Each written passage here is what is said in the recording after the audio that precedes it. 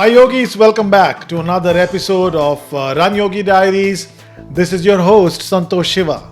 I hope you had a wonderful week and you also got some time to play, swim, bike, run, whatever is your thing.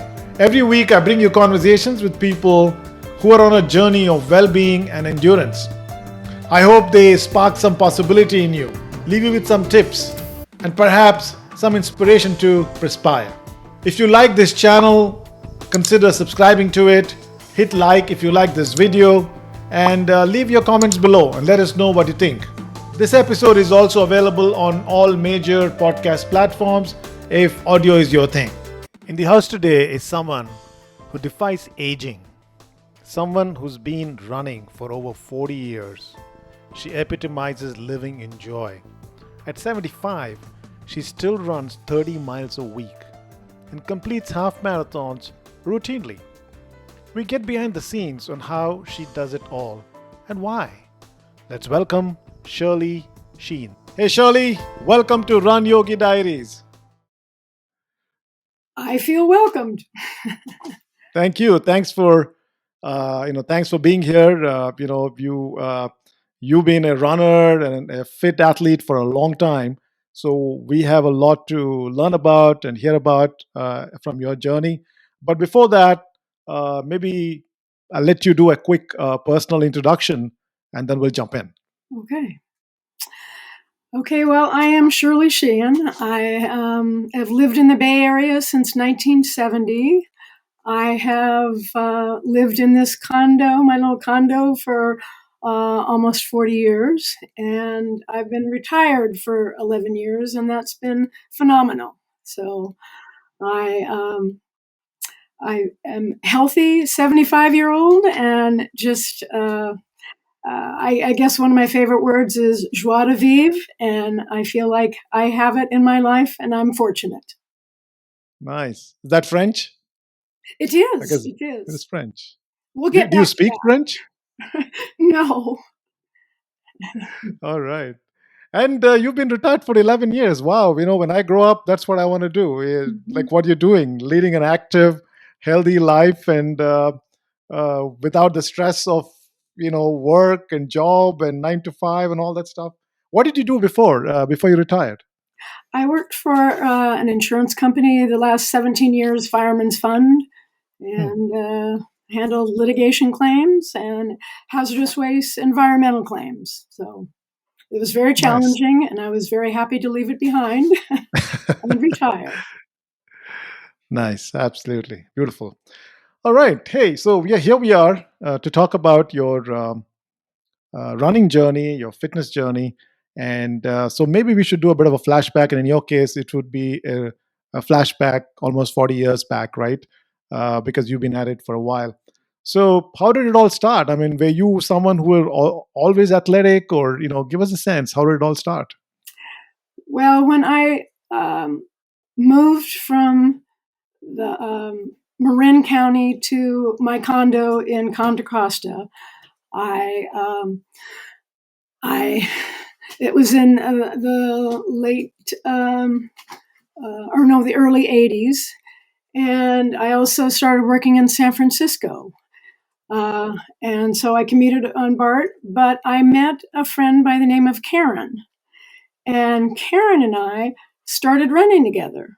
And our first run was the Beta Breakers. So we had done some training. I had done some limited running, but she got me into the Beta Breakers, which was still one of my favorite races. It actually, I used to think it was beta, like alpha beta, but it's actually Bay 2 Breakers. And it's 7.5 miles, and it's in historic San Francisco, which engendered a love of San Francisco for me and the city. And so, in fact, I remember that she even had a pasta party one night, and I had just gotten a new puppy. And she says, "Oh, yeah, Jasper can come." So I brought Jasper because I was living in the East Bay, and she's in San Francisco, and brought Jasper in. We had our pasta party with a number of friends and did the the Beta Breakers and all the beautiful parts of San Francisco. And ending up in those days, it ended in the Polo Grounds, and it could be very cold, but it was San Francisco, and the love of San Francisco started then. So. And what prompted you? I mean, was it just like that, just a random choice to run this, or was it something brewing in the background? Well, I don't know. I I know working in San Francisco, it was a huge event in San Francisco, and it started in the Wall Street of the West, right in the financial district where I worked. So, yeah, you couldn't help but not know about it, and be for me energized by it, and you wanted to have it on your bucket list, or I wanted to have it on my bucket list. So, yeah, we did it a number of times, and then she moved away, but. It was she was a catalyst, and I'm very grateful to Karen. So. All right. And isn't Beta Breakers the one that allows people to also run without clothes? Yes, but I've often thought that many of them are not pre-approved. Yes, there are. In fact, there are a lot of Elvises dress up because a lot of people dress up for it. So. Okay. Yeah, yeah. It's famously infamous for that, right? At least for folks who don't live in the San Francisco Bay Area, that's what we hear about Beta Breakers. Yeah, that's the one that allows you to run full Monty. And I talked my brothers into doing it a number of years, and we would go in costume. I even talked them into doing, you've ever heard of the game Red Rover, Red Rover? Well, it's Red Rover, send somebody over, and then they have to go through your arms entwined and break it. But anyway, we were the Red Rovers, and we had names on the back of our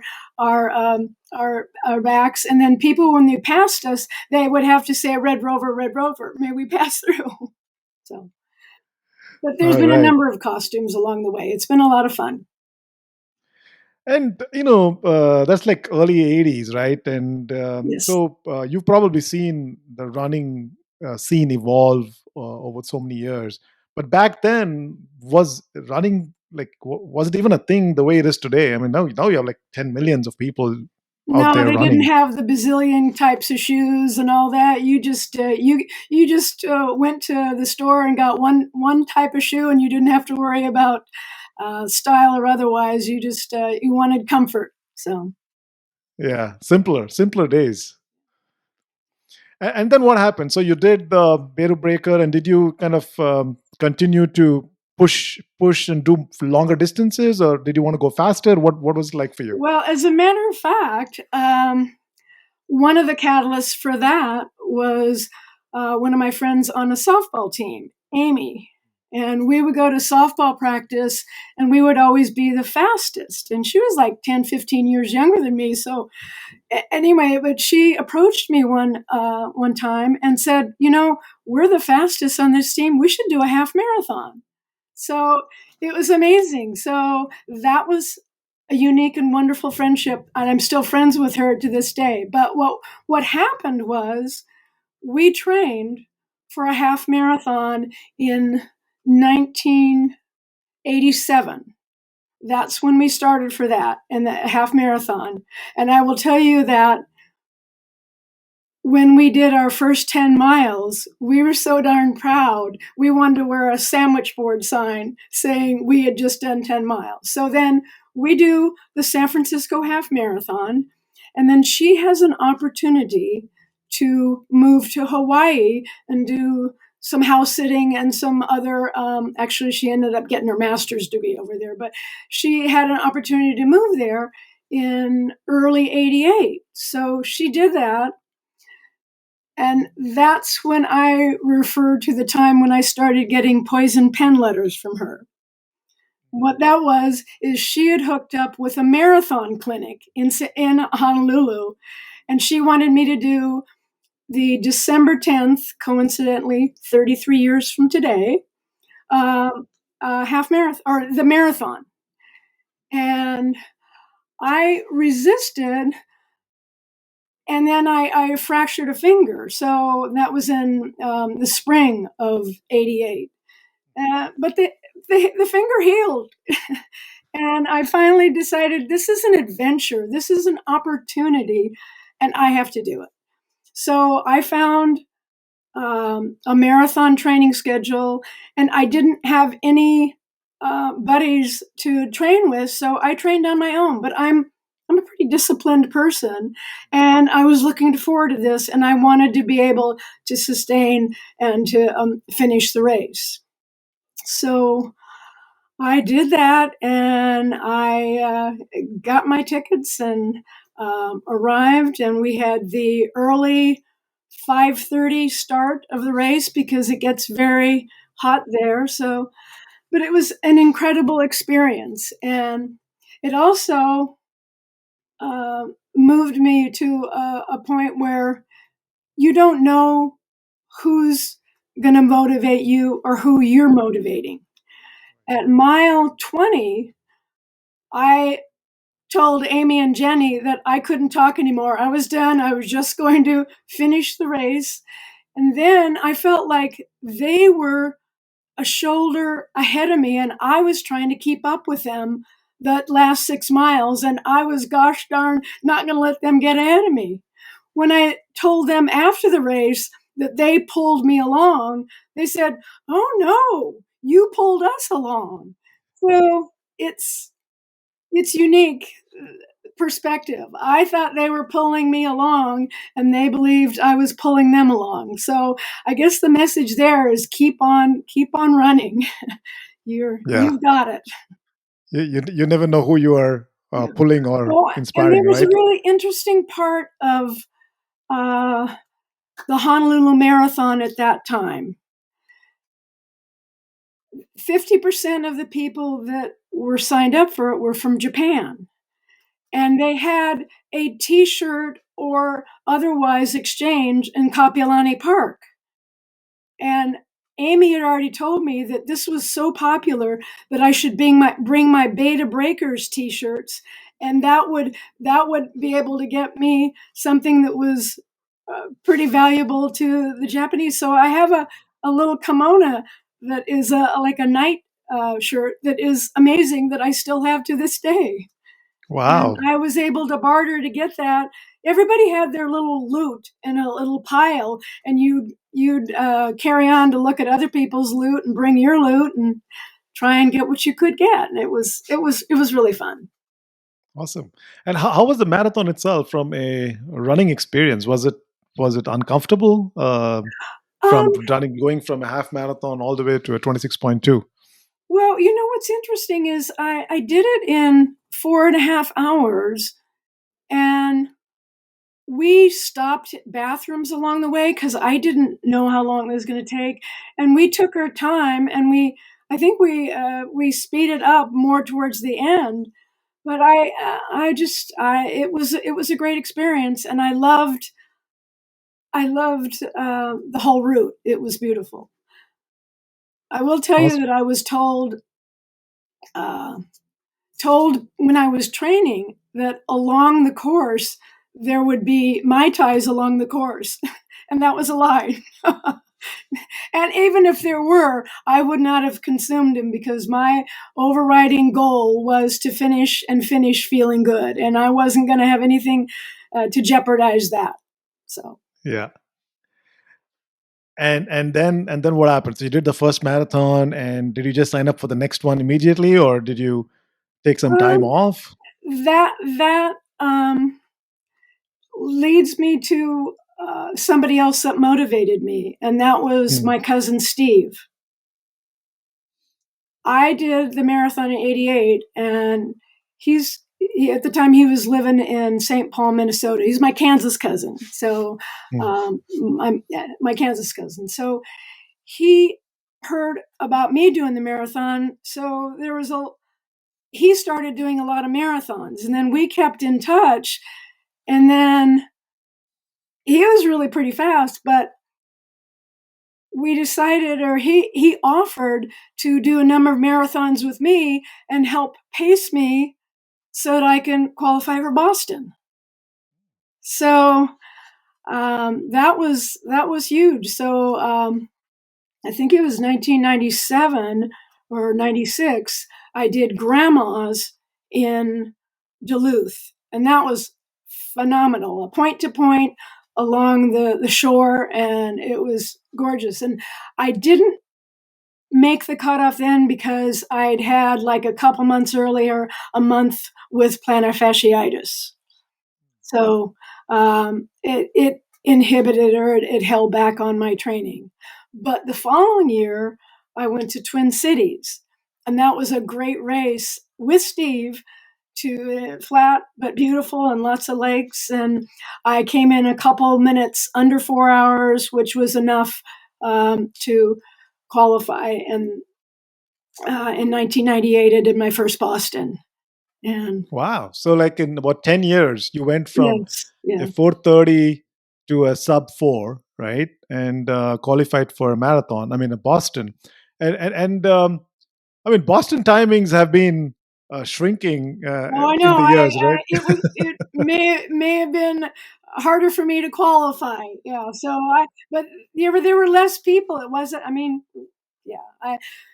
It was on my radar, but it wasn't on as many people's radars like it is now. So Yeah. But you got it done, and yeah, you got faster in yeah. 10 years, right? And so how was And Boston then Marathon? I also did the Napa Marathon and qualified and did Boston again in 2000.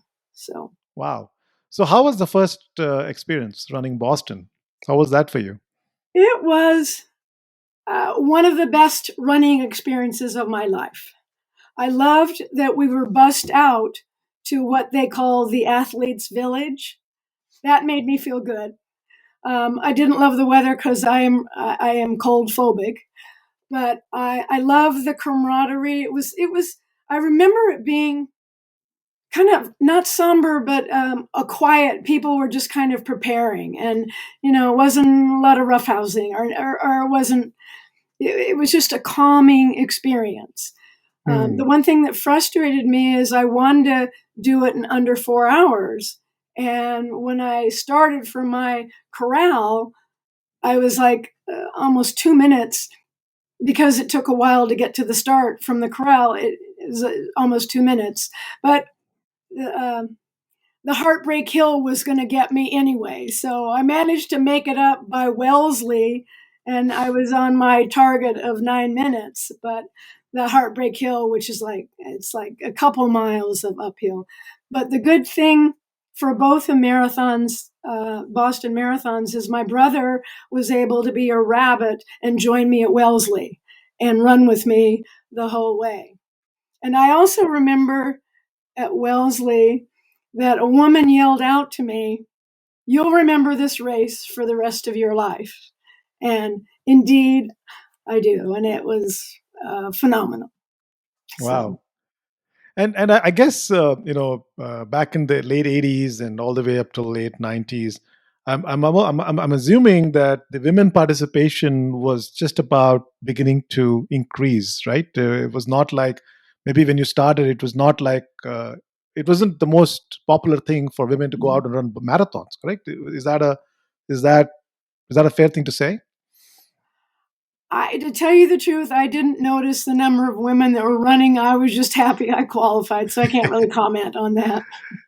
So. Yeah, yeah, But I yeah. know it's hugely popular for everyone. I'm on a San Francisco racing team, Impala racing team, and there's lots of them that are qualified to go to Boston, and so Oh, terrific. And then, so 2000, we've done the Boston, and what next? Did you kind of pivot into longer distances, or what was going on in your mind as you were um, figuring out what next? I was fine with the the marathon distance. What I would like to talk about is a shorter distance that challenged me and that I was introduced to someone in a group that allowed me to experience the Dipsea Trail. So I worked for Fireman's Fund, and one of the paralegals had just done a marathon, and so I wanted to meet up with her. So the next time I was in the home office, I talked to her, and she was training and doing the Dipsea Trail with this, what they called Bob and Rick fun runs. And Bob and Rick know Contra Costa and Marin County trails backwards and forwards, but they were elite at getting or at doing the training for the Dipsea and all of the shortcuts and all that, and So about signing up. say a little bit about what Dipsea is for the audience. Just give us a little bit of a background of what it is and what got you excited about it. Well, it's very challenging. It's 7.5 Hmm. miles. It starts in Mill Valley, and you start in downtown Mill Valley, you head up, and then you very quickly get to 752 steps. Hmm. Then you go up to an elevation, which is what called Cardiac Hill, and up to a plateau that looks over the ocean, and you've gone up about 1,500.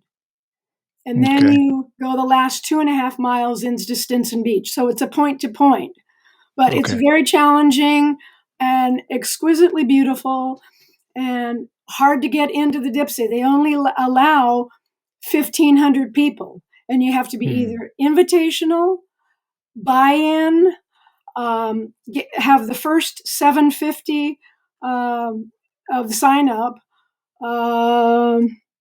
or lottery, So, but Bob was really good about getting all of our applications and then driving to Mill Valley Post Office and getting our names in. So I did Dipsea 8 times, and one of the times I was invitational. So I was hugely proud of that because that is a challenge.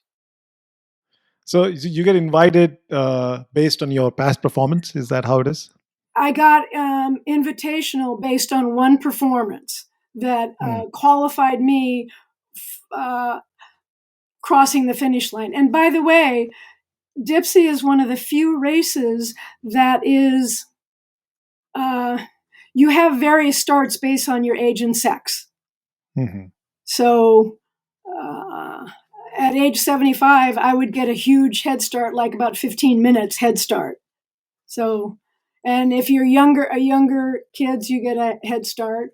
So there have been 75 or 70-year-old women who have won the Dipsea, and even a 15-year-old girl that won the Dipsea. So it depends on training and how you run the shortcuts. And actually, you got to have a little bit of fearlessness, or a lot of. So So when you say shortcuts, what does that mean? Do you do you have is it like an adventure run? Like you have to figure out the no, it's a route? trail, but there's actually a shortcut area called Suicide.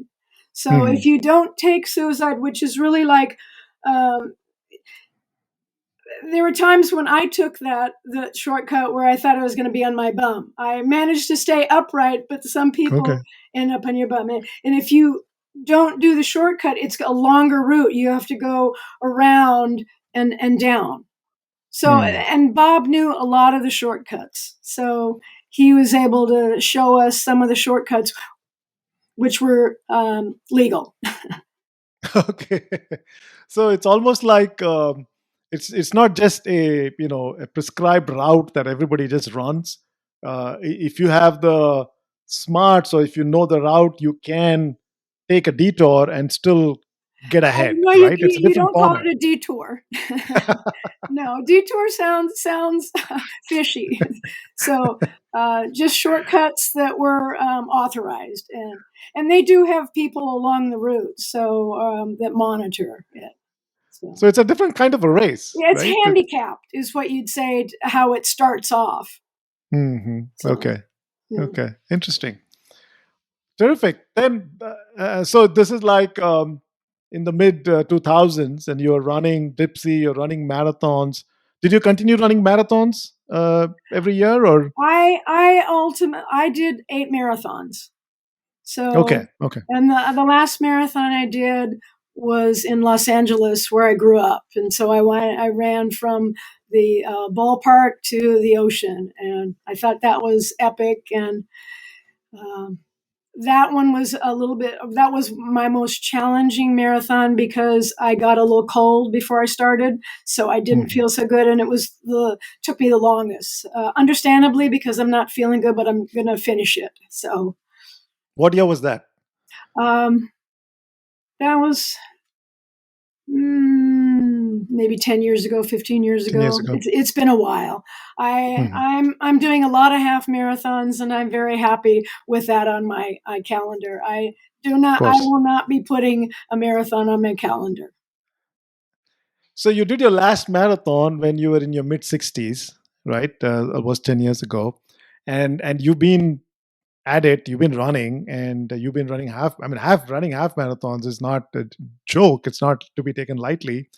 And you've been doing that for the last 10 years, right? And how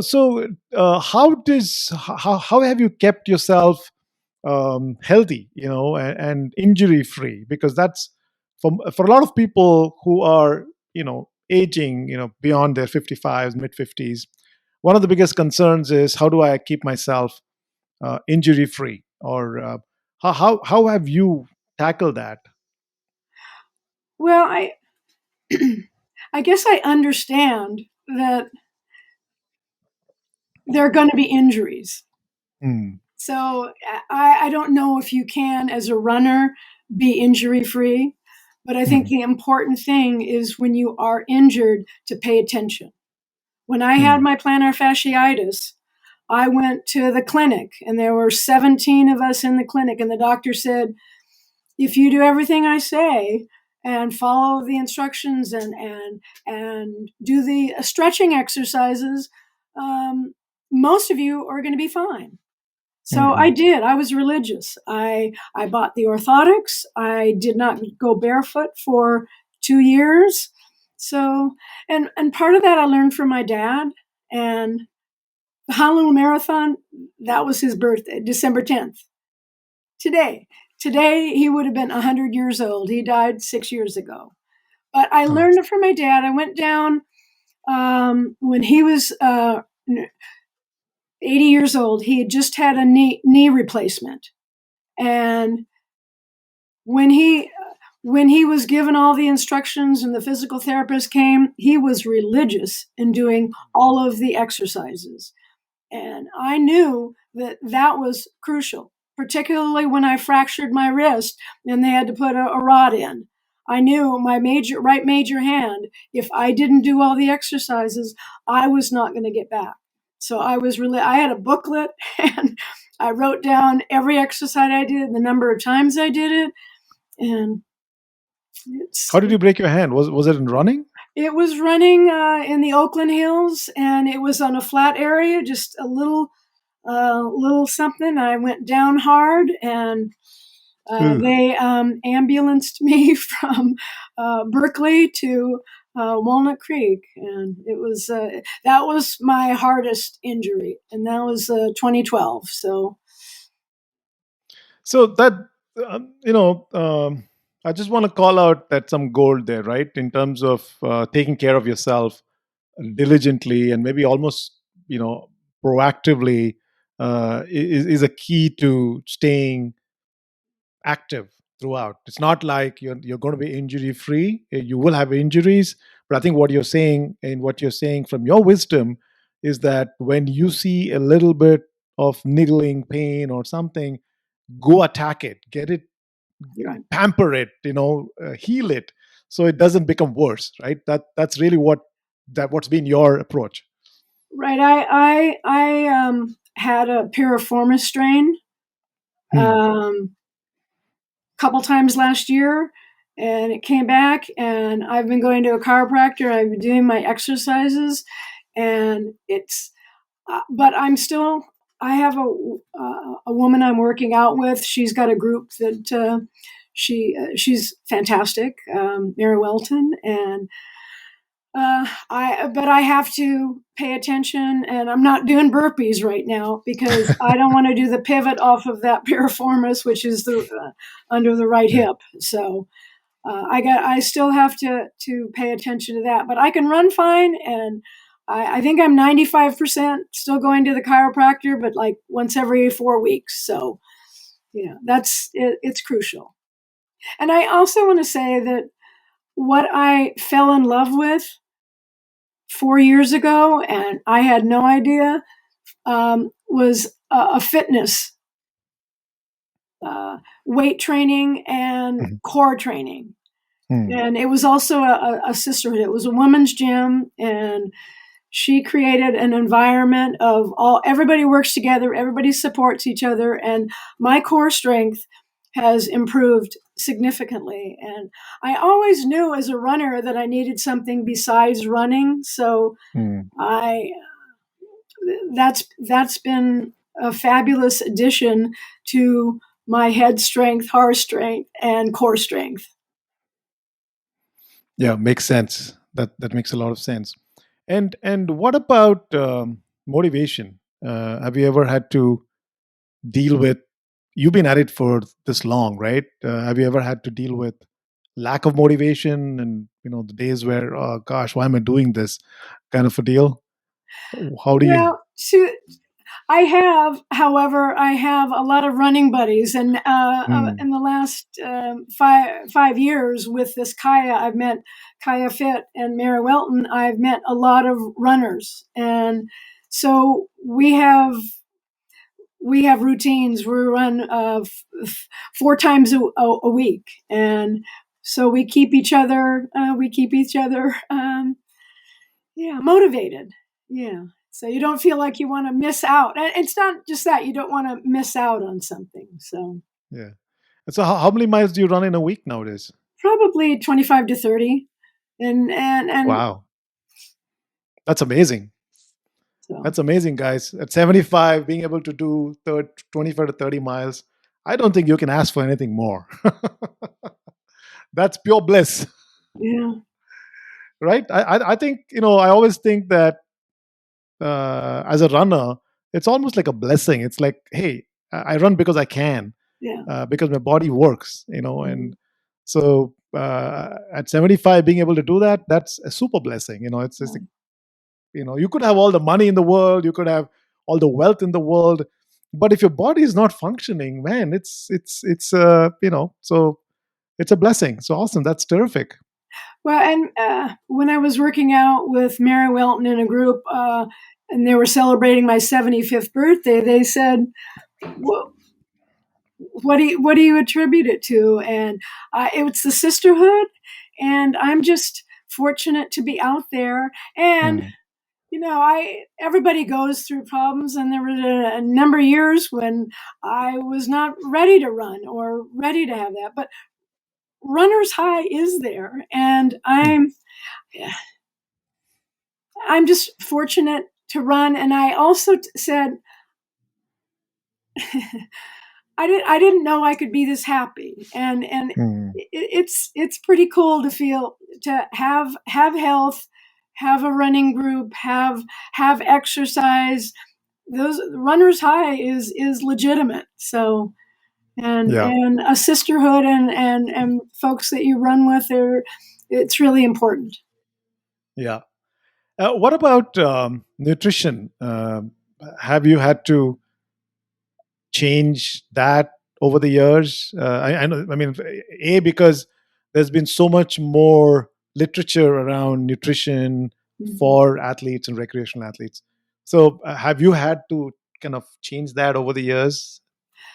Well, in the last 5 years or so, because that is something when I started the core workouts that was a part of the core part of this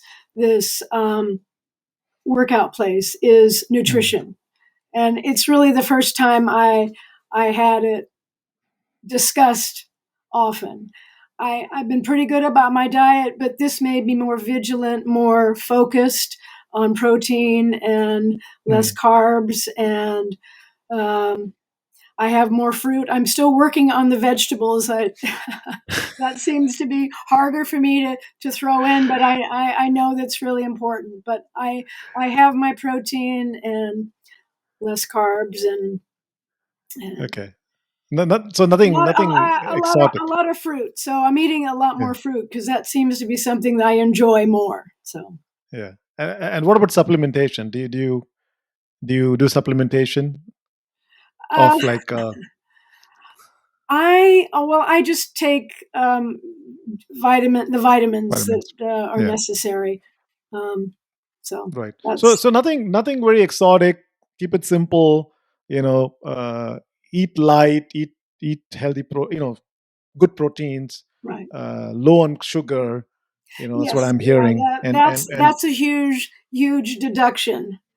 yeah, I'm always trying to reduce that because that's one of the things that is makes me feel well, not light and not buoyant or energetic. yeah, So it takes yeah. away. So I know that, but I still have a little bit of a sweet tooth. So don't. Of course, we all do, right? I was just We about all to say, do. don't we all? But I don't want to make You don't assumptions. assume. Yeah, we fight that urge Mhm. because sugar is the legal drug, right? It's a Mhm. legal drug. It gives you that high. I also wanted to say something because it's I mentioned the joie de vivre. I went Uh-huh. to Europe in 2019 and I went on a bike and barge tour that left from Paris and went to some of the smaller towns. And that was one of the best trips of my life as well because we'd bike 25 to 30 miles a day and then I'd find a place to run 3 or 4 miles and it would always be the fork in the road or someplace that I could just explore the city. Mm. And that was amazing. And to bring that back to me in California, not even California, but in my running, I Mhm. no longer say good morning or how you doing. I say bonjour. Mm. In fact, there is a 9 mile um, um, run in Emerald Bay that Mhm. it's an out and back. And along that way, I was saying bonjour to everyone. And on the way back, one of the gals said to me, "Are you the bonjour lady?" So I'm always happy when I do throw out my bonjour that I get a bonjour back, but it's not necessary because it makes me feel good. So, Yeah. So, did you take on cycling as well during this course of your journey? Did you pivot well, as also a into a little matter bit of of long? fact, I early on when I was still living in Marin, I did the Tiburon Triathlon, which was a little chilly.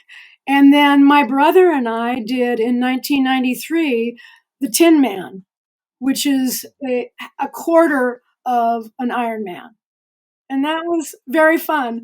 But I had in my condo my bike stolen a couple of times, and I just never replaced it. And so it was fun doing the bike and barge, but I am not doing any triathlons now. So and I loved my experience on that with my one of my best friends from uh, the Bay Area. So Lovely. And you've been placing recently, right? In the races that you run, I saw on Facebook. You've been running a few races recently, and you've been placing. So you're fast for whatever for you're my doing. age, well, to tell you the truth, I've been placing since the for maybe 20 years, but more in the last 5 years, first place in my age category. So it's Yeah. yeah, it's pretty fun, but I guess, and it also just makes me feel how fortunate I am because I also know not that many are running, but gosh, shoot hip, I'm still running. So, Yeah. but yeah, I feel I feel fortunate, and it is always fun to come in and get a little extra medal. Or in one time, I got $100 bill, so Nice. I came in first place at the Livermore half marathon. So Right. Going pro while you're in retirement. Get some sponsorships now, right? Terrific. So what's next on the horizon for you? well, I just want to continue to be open to taking different roads. I can't just go the same route all the time. We also, there's 12 of us that are signed up for a Ragnar. Do you know what a Okay. Ragnar is? Yeah. Yeah. Okay, so I've done 3 Ragnalls already. So this one is a turnover from last year. So it's in Southern California. It's Huntington Beach to San Diego, and we'll do that in April of next year. And then 10 of us have signed up for the Yosemite Half Marathon. And Nice. this is an unusual marathon in that it describes itself as an easy marathon. And some may have trouble with the adjective easy and half. It's not a marathon, it's a half marathon. So, but it's in Bass Lake, and it's very slight elevation gain. So we're all looking forward to that. We've got an Airbnb, and we're all going to have a great time. I've already signed up for the Beta Breakers, and there's a number of us that are going to do that, and that will be fun. So Beautiful. And for the audience, talking about Ragnar, it's basically a group run that you do point to point. It's what, 120 miles around? How long is it? it's what they refer to it as 200-ish. 200-ish. So Okay. it's 200 miles, 2 vans, 6 in each van. You start at dark Friday morning and finish up 3 or 4 in the afternoon, depending on how fast your group is. It's continuous running. You pass the baton. It's very safe. During the night, you have the gear that protects you, and that so you can be seen. And they have good markings, and it's literal and no sleep. And yet I've done 3, and I'm going to do another one because it's another sisterhood. It's another way to connect. Yeah. And that's what life's about, connecting. Yeah. Beautifully said. That's so beautifully said. Terrific. So hey, Shirley, we covered quite a bit of ground. I know 40 minutes is not enough to cover 40 years, but I think we captured some highlights, some defining moments, and clearly it's something that you've enjoyed. There's a lot of joy. We can hear it in your voice. We can hear it. We can see it. It brings you a lot of joy. It's keeping you alive, a sense of aliveness. So we do wish that you keep at it for a long time. And we're coming to the last part of our conversation, where I do a fun Q&A round with my guests. So are you ready for that? Sure. Okay. So fun questions. I won't put you in trouble. Okay. Okay. So here we go. Okay. So my first question, which is my favorite question that I ask all my guests, is: I know we are all runners, and there's a stereotype of runners, right? That we all eat healthy, we're always staying fit. But I think I want to know, what's your favorite junk food?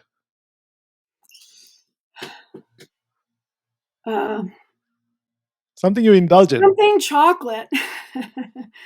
Actually, ice cream. Ice cream would probably be it.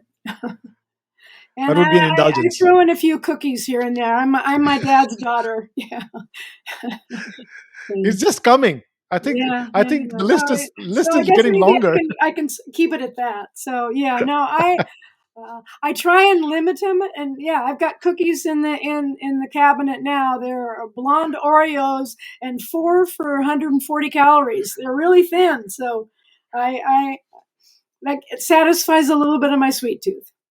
Right. So cookies, it is. That's your favorite junk food. Yeah, cookies. Okay, cookies it is.